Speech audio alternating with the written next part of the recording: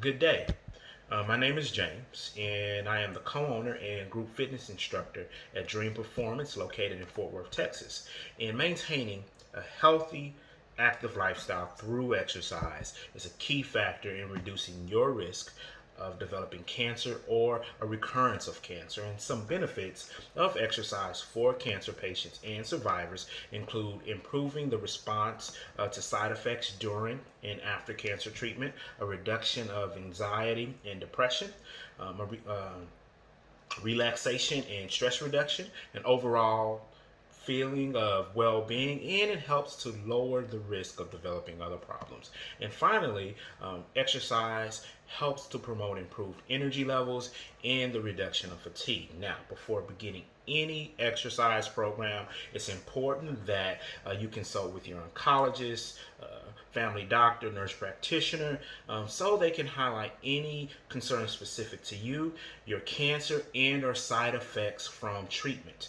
They also may suggest avoiding specific movements during exercise. For breast cancer patients who have undergone a recent surgery or reconstruction, this may include overhead movements. And also, for certain chemotherapy regimens, it increases the risk of bone fracture. So that is important consideration as well. Now, I want to highlight three components of any exercise program. You have aerobic exercise, strength training, and stretching. And examples of aerobic exercise include brisk walking, that can be outdoors, on a treadmill, jogging, swimming, or bicycling. Now, recommendations for aerobic exercise is at least 3 to 5 times per week for at least 30 minutes at a moderate intensity. Now, one way to tell if it's a moderate intensity is that you'll be able to talk, but not necessarily be able to sing the words to your favorite song. So keep that in mind. And depending on your comfort and fitness level, some people may want to start with a 10-minute walk around the block. Others may find that they'll be able to exercise for 20 minutes or longer right away. It just depends. Everyone's cancer experience is totally different.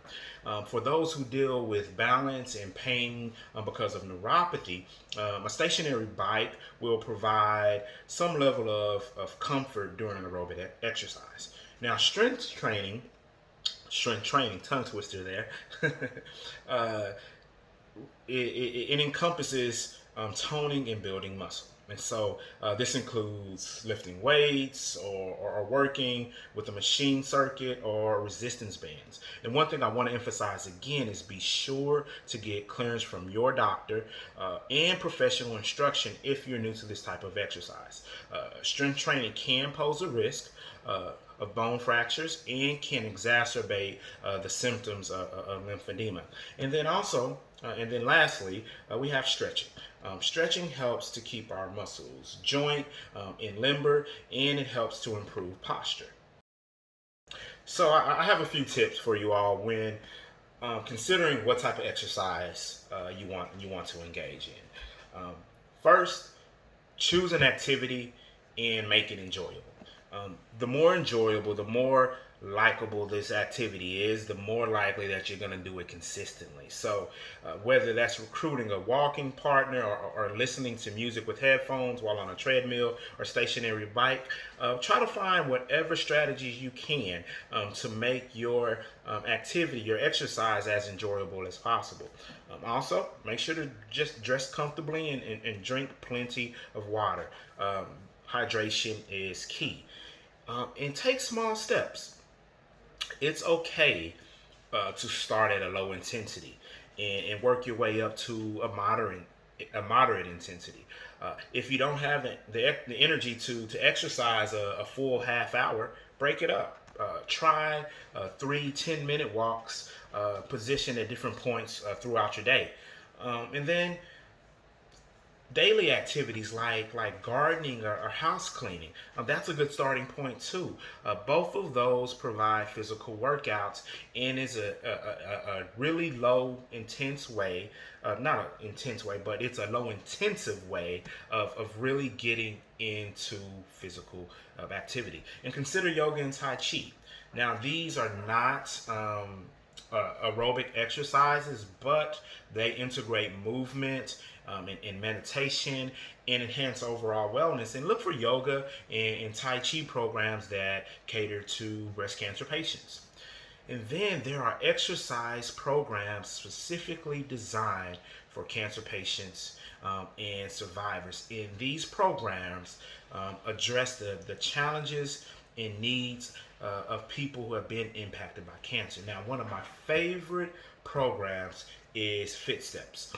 It is an oncology based fitness program free to cancer patients and survivors with locations across the DFW Metroplex. If you have not heard of Fit Steps, I highly recommend that you check them out.